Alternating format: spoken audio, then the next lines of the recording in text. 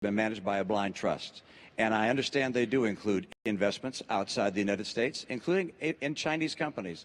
Mr. President, have you looked at your pension? Have you looked at your pension? I've got to say. Mr. President, have you looked at your pension? You know, I don't look at my pension. It's not as big as yours, so it doesn't take as long. Let me give you some. Let me give you some advice. I don't check it that often. Let me give you some advice. Look at your pension. You also have investments in Chinese companies. You also have investments outside the United States. You also have investments through a Cayman's trust. And we're sort of way off topic so, Mr. here, President, Governor Romney. We're a little off topic. Completely off the immigration. I thought we were talking about immigration. And we were. I came back to what you spoke about. I do want to make sure. If I could have you sit down, Governor Romney, thank you. I do want to make sure that we just understand something. And Governor Romney says he's got a 5-point plan. Governor Romney doesn't have a 5-point plan. He has a 1-point plan. And that plan is to make sure that folks at the top play by a different set of rules. You'll get your chance in a moment. I'm still speaking. Well, and the Governor, answer is I don't believe people think that's the case because that wasn't a question. Okay. That was a statement. I think I was supposed to get that last answer, but I want to point out that I don't believe. I don't think so, Candy. I don't believe. I want to make sure our timekeepers are working Okay. here. The timekeepers are all working, and let me tell you that the last part, it's for the two of you to talk to one another, and it isn't quite as ordered as you think. But go ahead and use this 2 minutes any way you'd like to. The question is on the floor. Well, I think Governor Romney was for an assault weapons ban before he was against it. And he said that the reason he changed his mind was in part because he was seeking the endorsement of the National Rifle Association. So that's on the record. You said in the Rose Garden, the day after the attack, it was an act of terror. It was not a spontaneous demonstration. Is that what you're saying? Please proceed, Governor. But that's not what you've done in the last 4 years. That's the problem. In the last 4 years, you cut permits and licenses on federal land and federal waters in half. Not true, Governor Romney. So how much did you cut them by? Not true. By how much did you cut them by then? Governor, we have actually produced more oil. No. How much did you cut licenses and permits on federal land and federal waters? Governor Romney, here's what we did. There were a whole bunch of oil companies. I had a question, and the question was, how much did you cut them by? You want me to answer How much did you cut them by? I'm happy to answer the question. All right, and it is? Here's what happened.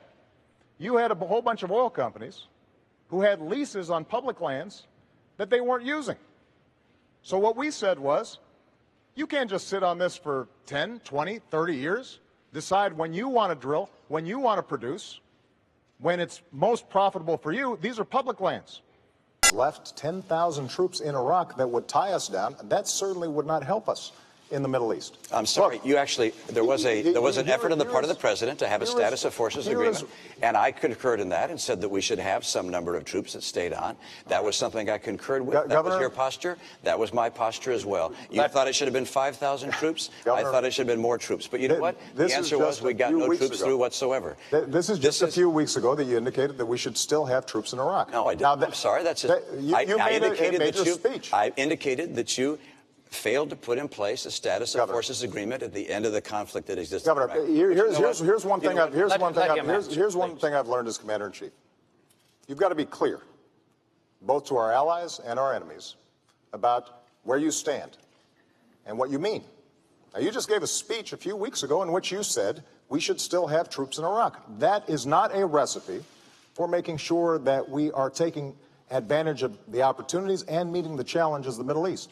Now, it is absolutely true that we cannot just meet these challenges militarily. I said these companies need to go through a managed bankruptcy, and in that process they can get government help and government guarantees, but they need to go through a bankruptcy to get rid of excess cost and the debt burden that they'd built up. And fortunately, Romney, the president took what you said. Fortunately, you can take a look at the op-ed. Governor Romney, you did not. Look at the op-ed. You did not say that you would provide governor help. I said that we would provide guarantees, and that was what was able to allow these companies to go through bankruptcy, to come out of bankruptcy. Under no circumstances would I do anything other than to help this industry get on its feet. And the idea that has been suggested that I would liquidate the industry, of course not. Of course not. Let's check the record. That's the height of silliness. I have never said I would liquidate the industry. Governor, I want to keep the industry going and thriving. And